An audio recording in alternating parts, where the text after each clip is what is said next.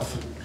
Jason has done a lot of work together with his students at Drake, such as Ira, on the Sage cell server, which is really, I think, going to change a lot of things. We've heard a lot of people talk already about perhaps using the cell server in some of their projects.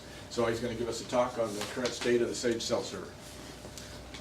Not only the Sage cell server, but I'll talk just a little bit about Sage. I might be preaching to the choir a bit, but I know we have people at all levels here. So I'll be talking a little bit about why use Sage as well. So I should mention the names here. Ira Hansen is in the back. He's an expert on the Sage cell server, having written a good portion of it. So if you have questions about the Sage cell server, me or Ira are probably some of the best people to ask. But there's some other people from Drake University that have been involved in the Sage cell server and other projects. Stephen Johnson out of Kramer and Byron Farberg. And of course, this is supported by the Utmost grant. So Sage. You probably know the mission statement of Sage is to create a viable open source alternative to Magma, Maple, Mathematica, and MATLAB. What this has meant in practice is if you find something that you like in Mathematica, Maple, Magma, or MATLAB, and you can point to like their documentation page and send an email to the Sage development list, William immediately responds, "We should do that." So if you find something that you're missing from another math software, feel free to point it out, because our mission statement is to be an open source alternative to those. Of course, sagemath.org is the canonical place to go for Sage information. So why use Sage? Here's 4 of the reasons why I like to use Sage. One, it's comprehensive math software, right? It works, and it really is comprehensive. I think we have, there's areas where we're better in different areas than each of the other 4 math softwares. We try to combine all the areas together. It's free and open source. Those are 2 different things.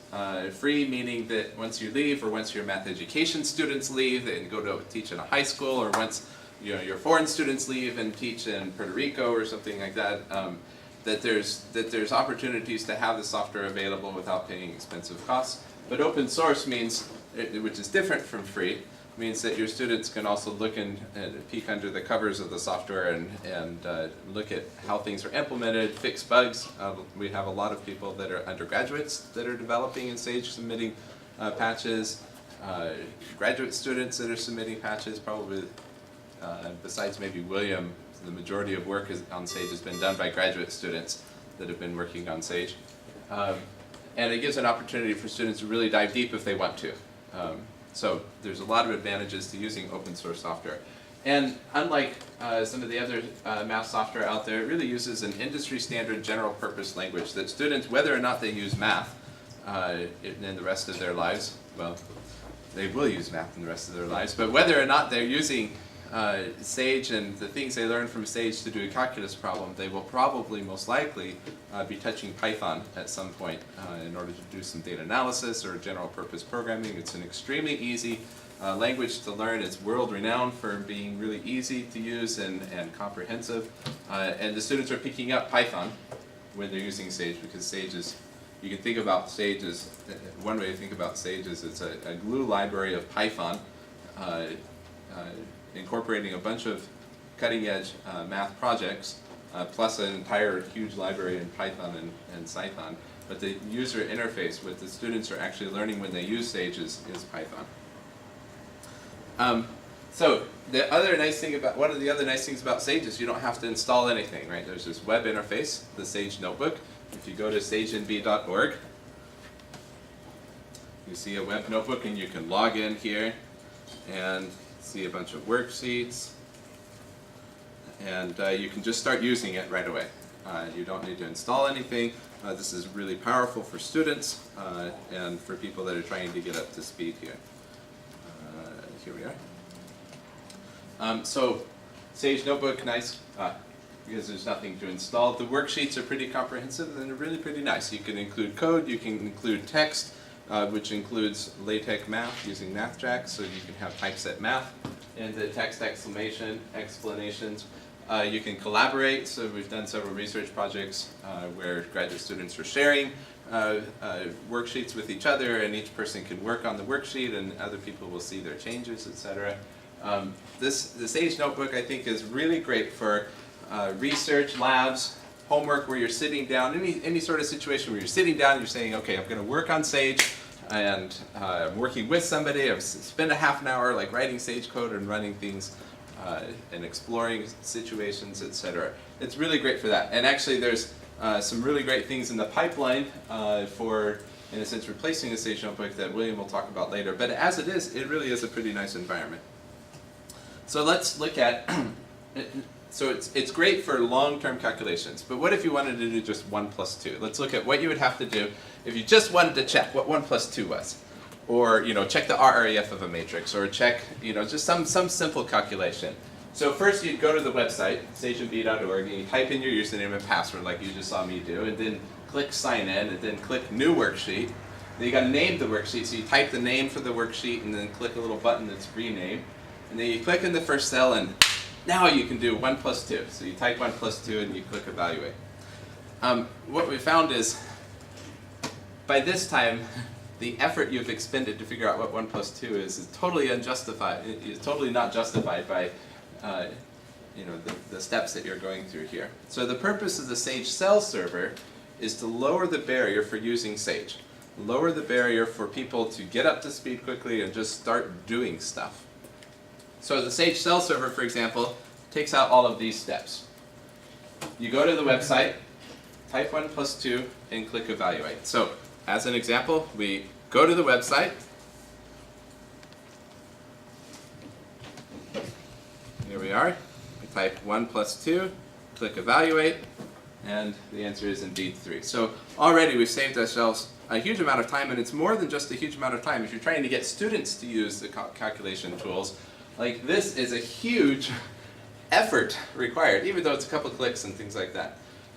So now, it's really easy, right, to evaluate 1 plus 2. But, sometimes students are like, what, you want me to go to a website like that? It takes a lot of effort, right? So we tried to make it easier. We said, well, what if we make it so you don't have to go to the website? Instead, if you're looking at a web page that says, calculate 1 plus 2 in Sage, what if there was a Sage cell right inside of the web page?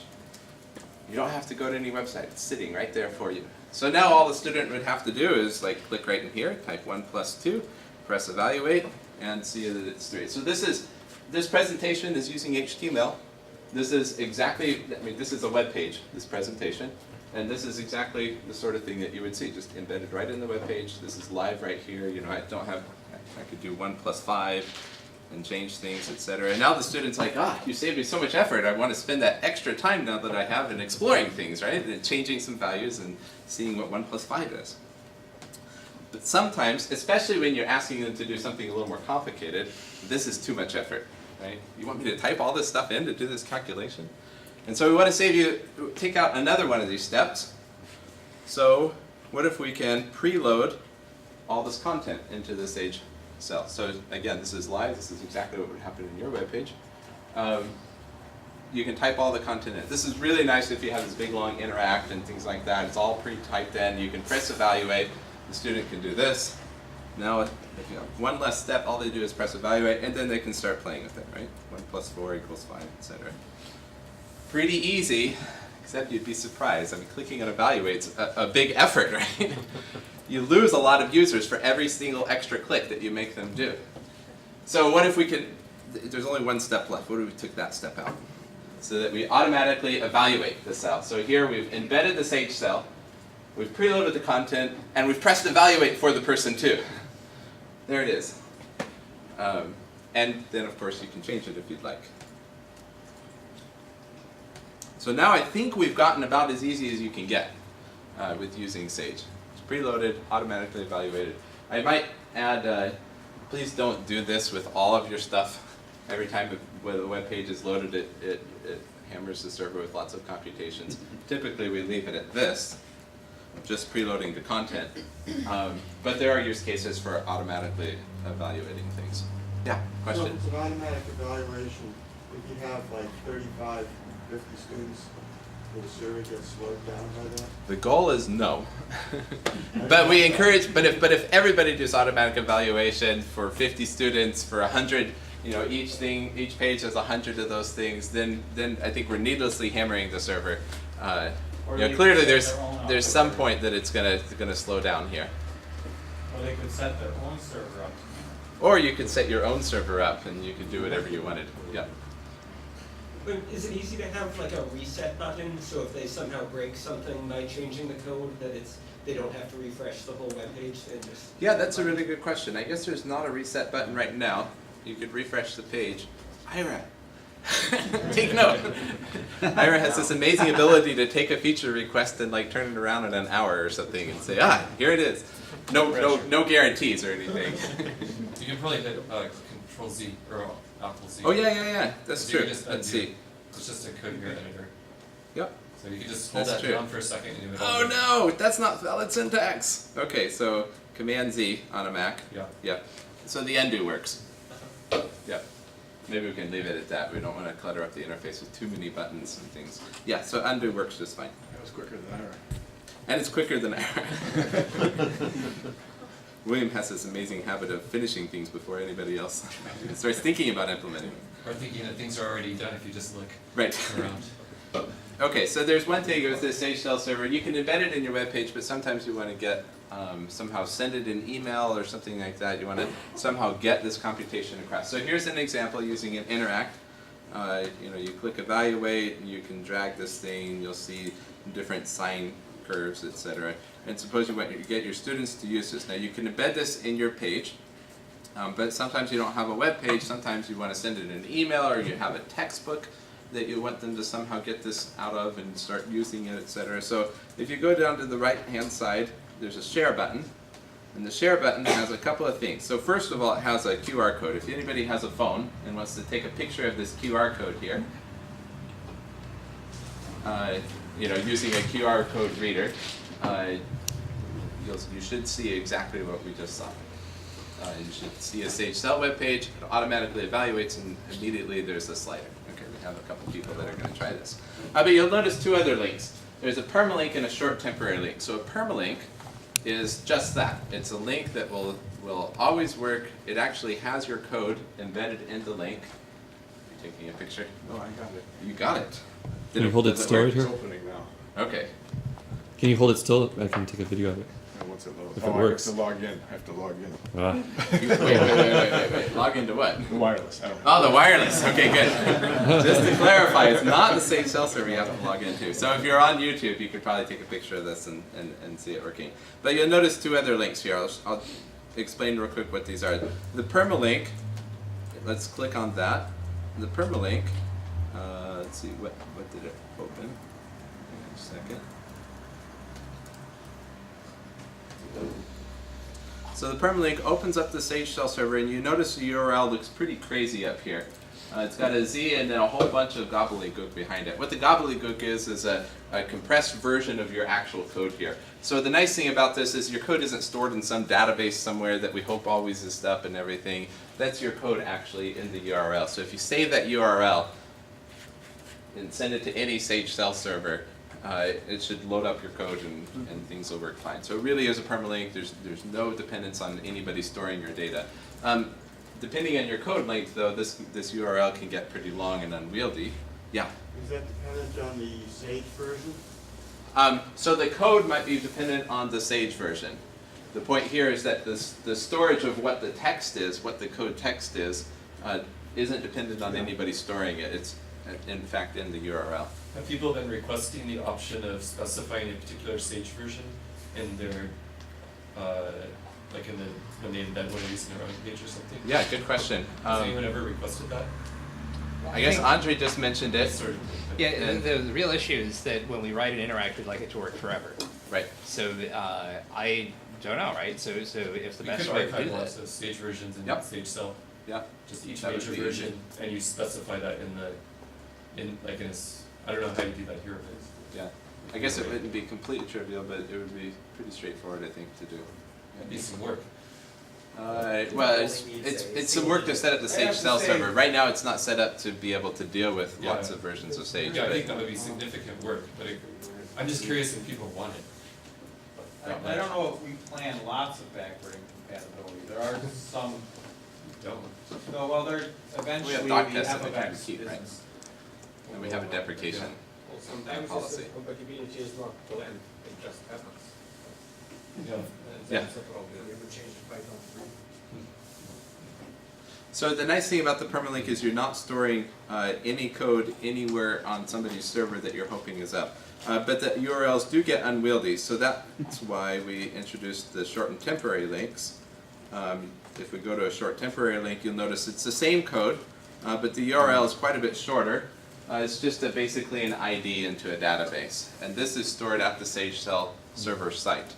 The problem here is that if the Sage Cell server site for some reason, starts cleaning out the database of old unused links and things like that, your code might disappear. And so if you want permalinks, then use the permalinks. If you're just sending a one-off thing, you could certainly use the short and temporary links. Up to this point, I don't think we've lost any links. We've been trying careful to keep all the links and all the code, but there's no guarantee in the future that we might clean out like old unused links and things like that. Sort of like bit.ly or goo.gl would clean out old shortened links. So the barcode, the QR dimensional barcode, is that permanent or temporary? Yeah, good question. This is using the QR code is using a temporary link. Okay. The point is that you want sort of a known amount of data that you're encoding here. If you're encoding a whole page, then the QR code might get really unwieldy, really small to see, and you might even go beyond the limits of the QR code. I'm not sure. So there's a distinction between sharing and publishing. Publishing is what, just the link? So there's no distinction between sharing and publishing with the Sage Cell server. There's a link, you can send it to whoever you want, and they'll get a copy of your code, and they can modify it and do whatever they want with it. The sharing. That's, so when you, The sharing is where they get a copy of your code, that's right. permanent, but the publishing isn't that, is it? So there's no concept of publishing here. There's just, here's a link, do what you want with it. It's not like the Sage Notebook where Oh, there's a notebook. difference between sharing and publishing. Okay, That's right. okay.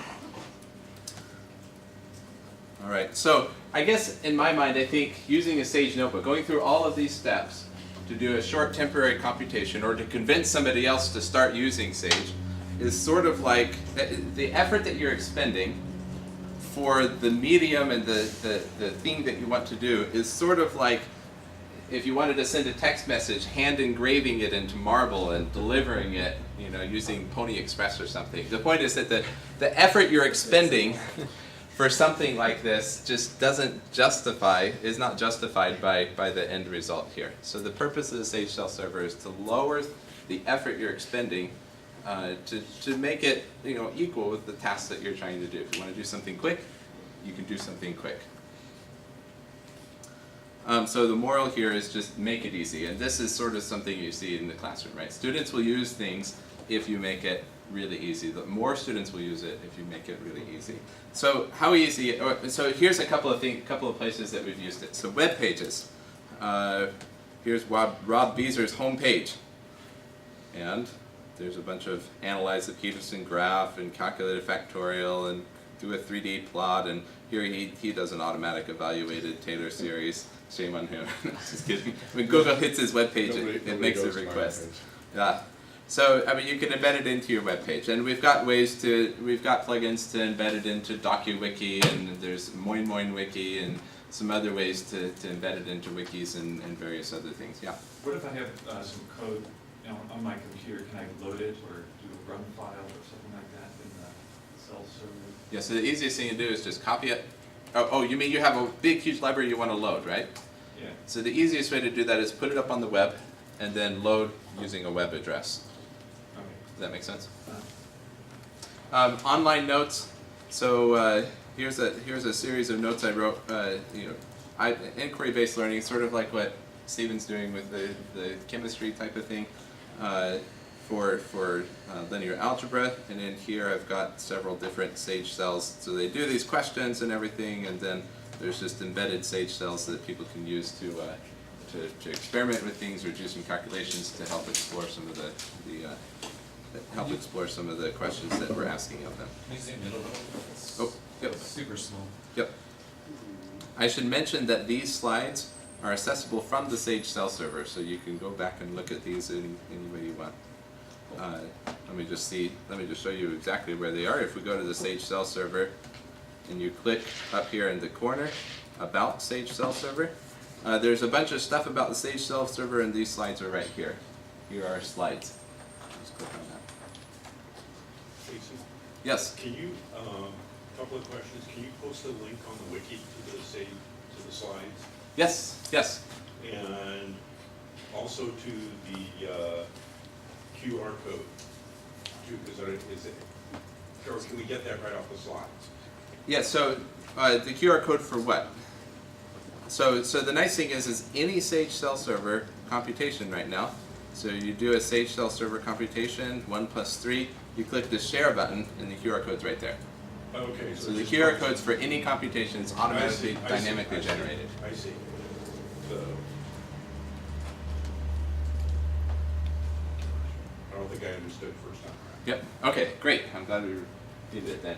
Online textbooks, there are several online textbooks that are using this. Rob Beezer's, here's the text version of Rob Beezer's linear algebra textbook. Here's the online version of his linear algebra textbook, and he has these things called nulls that he'll talk about a little bit later, but I'll just show you where they are. You click on this, and expands, and here you have some Sage cells that are blank.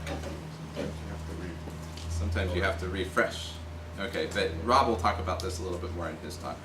There's a calculus textbook, the MAA calculus textbook, that David Smith and Lang Moore are doing. This is using Sage all the way through it. They've transitioned to an iPad version of this, and they're using Sage extensively through it for, drag this slider and explore these situations, etc. And there's other places that are using Sage Cell, and I'm sure we'll hear about more as we go on.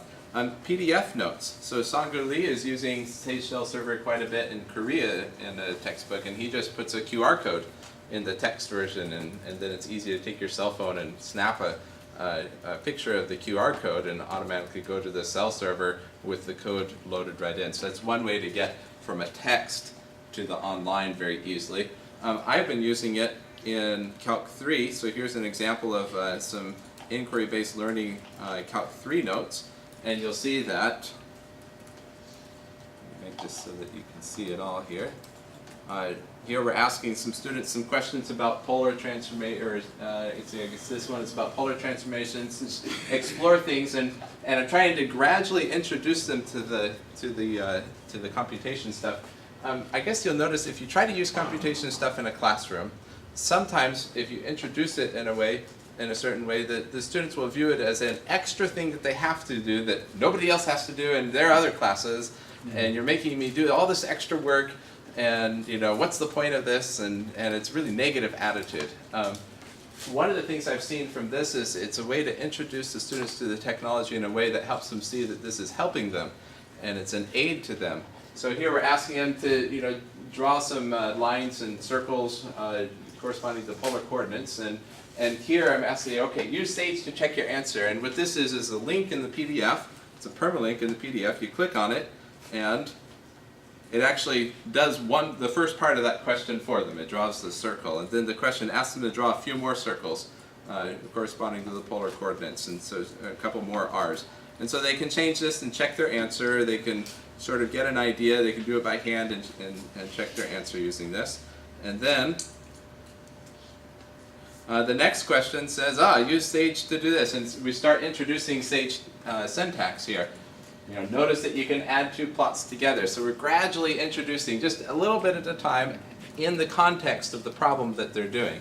And so see Sage, do Sage to plot various values of theta. So you click on this, and we do one of them, and then they're responsible for doing several others. And so here's one of the values of theta, the ray corresponding to one of the values of theta.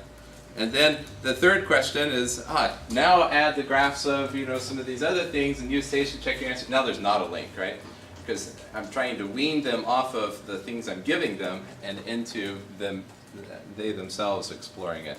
So it's a way to gradually introduce them to commands and to things in the context of the work that they have to do. And once they see, oh, I have this huge problem to do, and oh wait, technology is not this extra thing I have to do, technology is something that's helping me in the problem that I'm doing. It does wonders for the attitude towards technology and the student use of the technology. Do you have a Sage section where these things are all summarized that you've been introducing in these exercises? I've been embedding these links in here. Because the student might forget where they saw it. And Yep. One of the other things, so I've been working on these notes with somebody else, and he's been starting to collect all of these links on a single web page and then just always linking to that single web page. That's true. So there's questions about organization and things like that. The point is that the Sage Cell Server enables you to gradually introduce things piecemeal in the context of the problem that you're doing.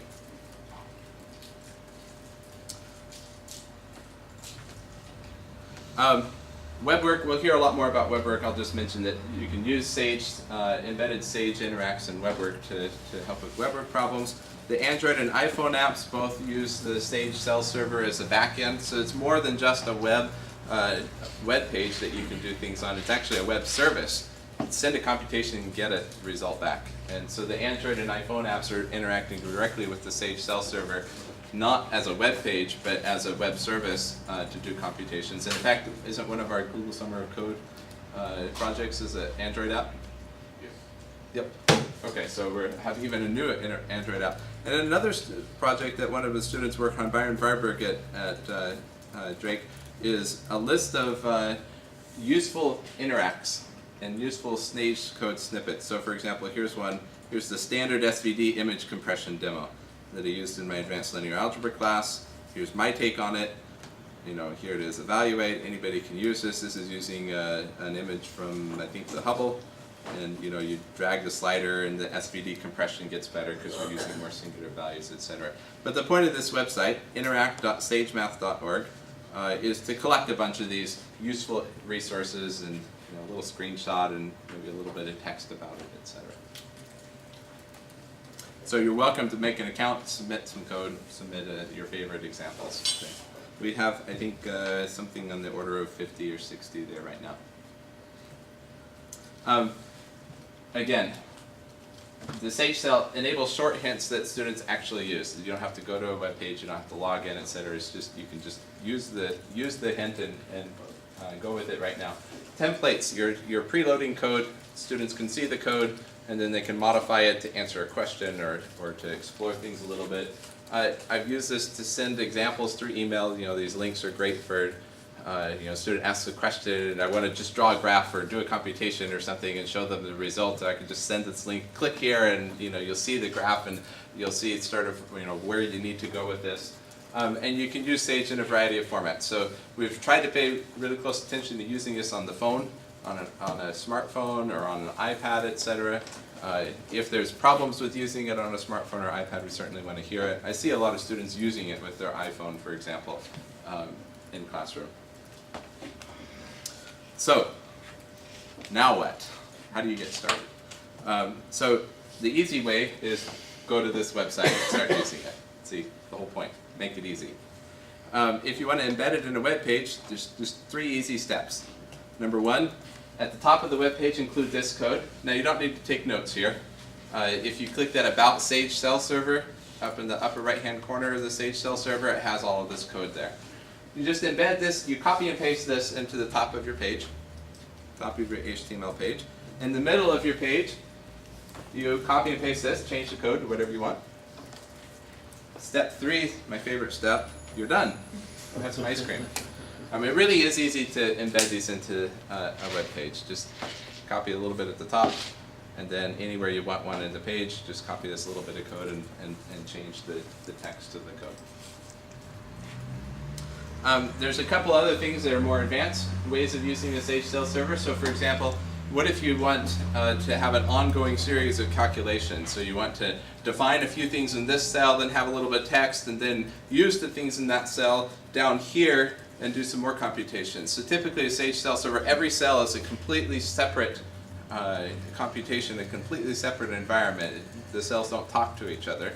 But it is possible if you add this linked : true, and that in that top line that you're putting at the top of your HTML page to have linked cells. So example, here I'm evaluating x equals 3 in this cell, so I've defined x.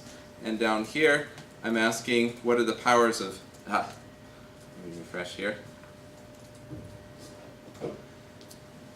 So here I've, for some reason, my slideshow software sometimes corrupts this code here. Okay, well, yeah, every time here, every now and then. Luckily, I have an example. It works a lot.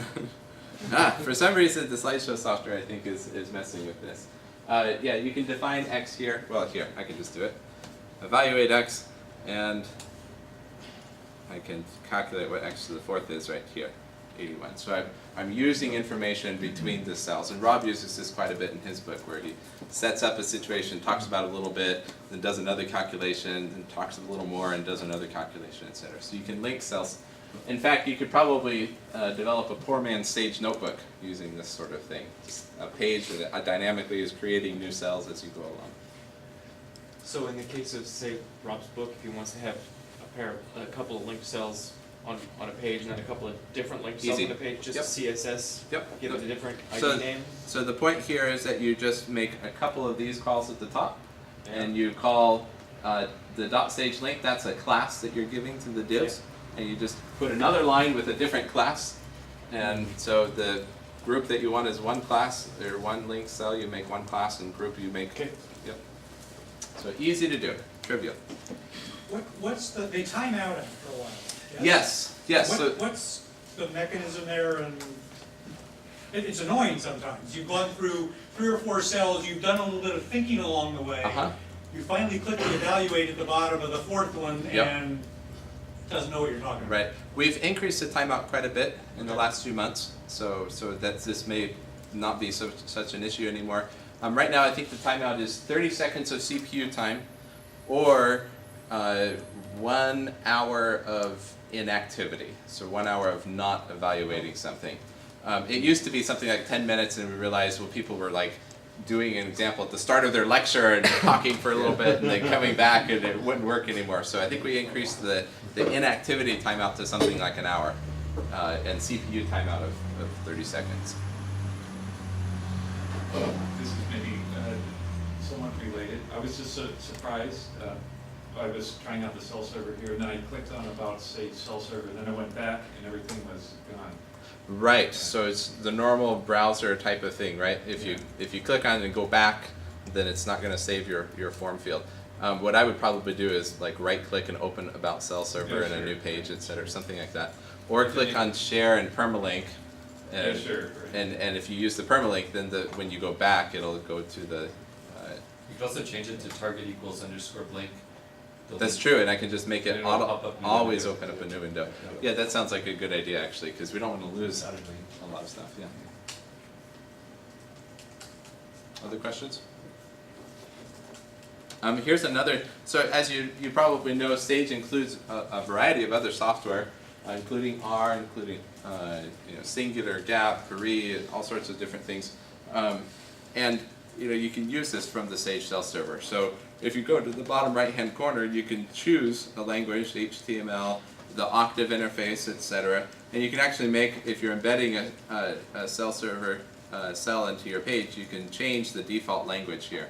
So this is, for example, probably the easiest way to get an R computation into your web page. So here, let's just do this real quick. This constructs the least squares model of some data that's in R, and there you go. In fact, there's a blog post where some R person was like, hey, this is the best way to get somebody introduced to R. You just embed it right in your web page, and there you go. So if you, for example, are teaching linear algebra and you use MATLAB, you can install Octave on your computer, or use Octave from this computer and just embed a bunch of Octave cells, which is the same syntax as MATLAB, and get your students involved with MATLAB. So it's easy to change the languages and change the default language for the cells. All right, I'm going to show you one more thing, especially if those people that may have seen versions of this talk before. There's a few things that we're working on, and I'll show you one of them. Go to the right tab here. We're working on a new implementation of Interact, so it'll be a lot more powerful. And William, I think, will demonstrate, hopefully, some of the, yeah, okay. Okay, so if you ask William, he'll demonstrate some of the new things in the Interact implementation. It's not quite in yet. I've also been experimenting with other ways of inputting data. So here's, for example, something that I would love to do. This is a proof of concept. We need to refine it a little bit more before pushing it out to the real world, I think. But it's certainly feasible now that we're using CodeMirror, a better way of inputting things. So if I'm in linear algebra and I want to define a matrix, I could type something like this, matrix, 1, 2, blah, blah, blah. But this is really hard to sort of see the matrix in my head or have students see the matrix. So instead, it's a lot easier to just make a matrix.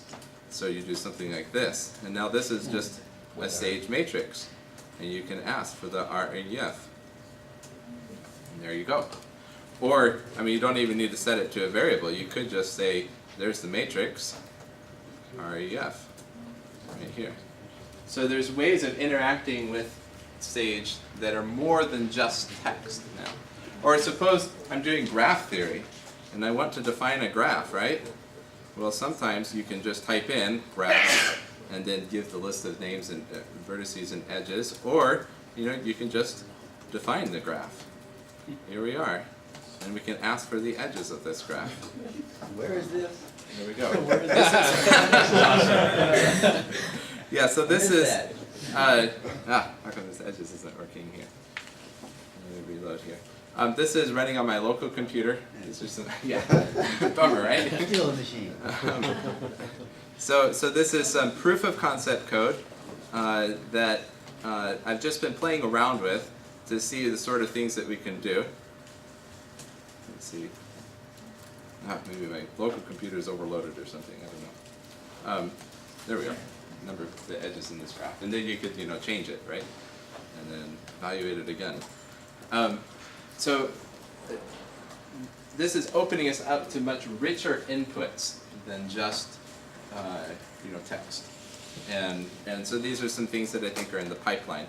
Or I guess here's my first example. It's sort of silly. If you want to define an integer, now I can click the buttons, right?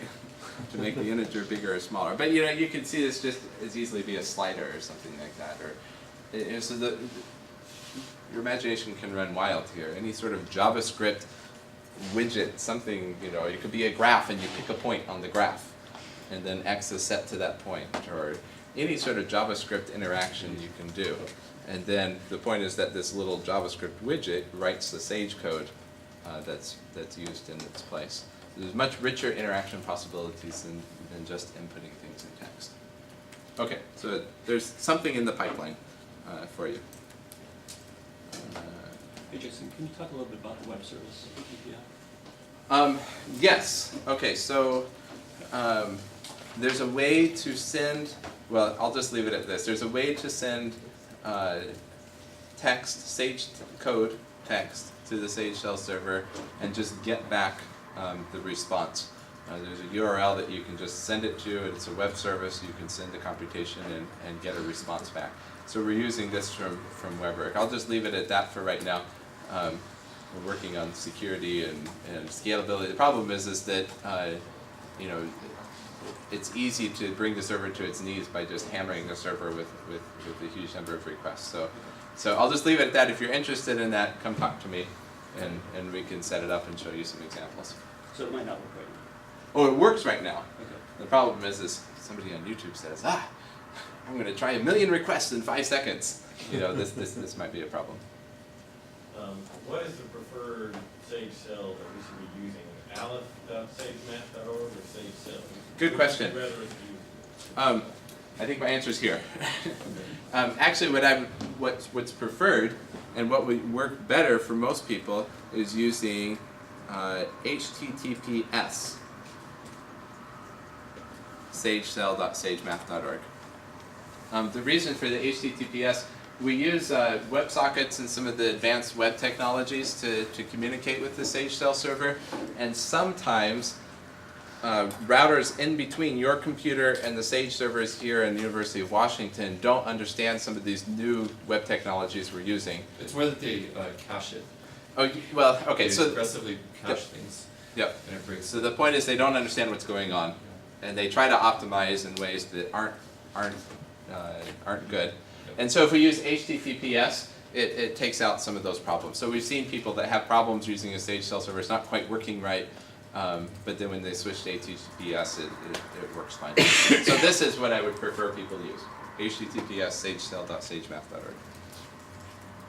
We do have redirects from Aleph though, so it should work backwards compatibility. But going forward, I'd recommend using this. Are you planning to redirect automatically to HTTPS at some point? Which Uh, you don't do now? Yeah. You do plan to do that? Yep. Right. We're completely revamping the back-end architecture, and I was waiting until we were done with that before redirecting. I had a practical request. You had a couple slides back, you had just the minimum HTML to drop, Yes. drop a cell in. Yes. Can you copy that and do a block and put it on the wiki page for Sage EduDays? Yes. Well, it's right here. Click About. Right there. Oh, okay. So you have it, it's there. Yep. Go to Sage cell and I hit the ballot. Yep. And just copy this, and then I give a little bit of extra thing if you're in a special situation, and then copy this. So these two blocks of text, that block of text and this block of text are what you need to copy. So do you have some examples about how you use this in the classroom? And I know, I see great possibilities for using it to develop materials, but what I'm looking for are more scenarios like, you know, I had a student email me about a graph, and I was able to reply to him and embed, you know, a Sage cell in my email where you could look at, or Yep. she could look at. So do you have any more of those? Yeah, so the PDF that I showed, for example, is another way I've been using it in class. So the students have this PDF, they've downloaded it, this PDF that I showed right here. So they download the PDF and they can click on it and... But I'm looking at that as more materials rather than classroom strategies and stuff. Okay. So I let my students use Sage on exams. So they bring their laptops, and what I do is I make just a really simple page, and it has 3 Sage cells on it. In the first exam, it's got a bright green background, and I can go around the room and see that everybody's got a bright green background and is not somewhere else. And the next exam, it's pink, and then it's got the Sage logo. Okay, that's what I'm looking for, And, things like that. and I'm sure they can find some ways around that because they're on the internet. But generally, I can scan the room and make sure they're all just using the Sage Don't give cell them the server. ahead of time. Right. No, yeah, then the URL is just a messy one that I've made up, and I put that on the board when they walk into class. So we'll be hearing more about this, I think, in some of the talks that are talking about the Sage cell. There's another strategy you can do where you can teach the application of something before actually teaching the thing itself. So with business students, I teach them applications of matrix algebra first, where the computer magically knows what to do with the matrix, and that they learn how to do gas elimination later. And then with calculus for engineers in a Calc 2, we'll learn how to use integrals to do something with like hydrostatic pressure, you name it, whatever, filling a water tower. And then Sage will do the integrals. And then later, I'll teach them how to do the integrals with a pen. Because this way, it's attitude management. They feel like they can tolerate the mathematics because they see that there's a purpose for it. Any other examples? This is great. I mean, this is stuff that I want to hear as well, and I'm looking for it in people's talks that are using the Sage cell server. I've used it with communicating code that they need for labs and differential equations. And so then they have access to the code that they can use on their phone or their iPad or their computer. And then they have this exploratory labs they're doing, you know, Blanchard, Devane, and Hall style labs that they're doing, and they have access to the code. They don't have to download anything.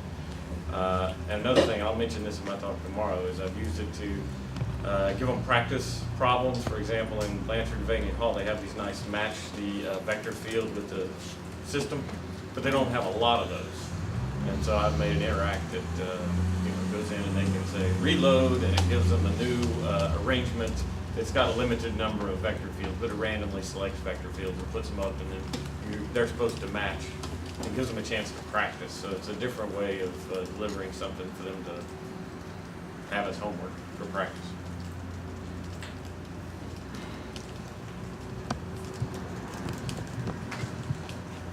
Great. Maybe I'll show one more thing. This is something in the pipeline.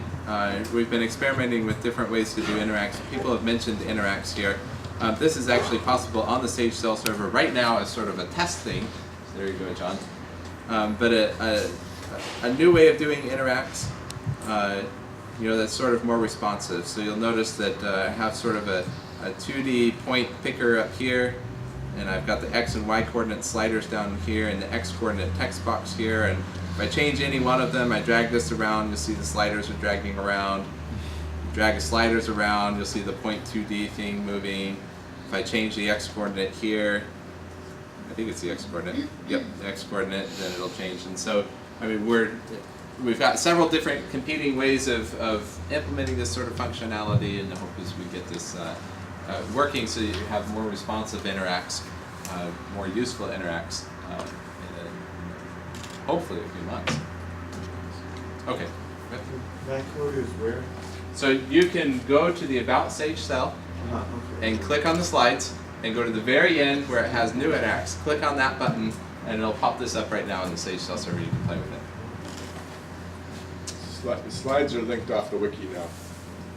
Yeah, I can put them up on the wiki too, but any Sage, you go to the Sage cell server and, oh, you already linked them up. Okay, yep, or you can go there. Okay, I think that's it. Thank you. Thanks, Jason.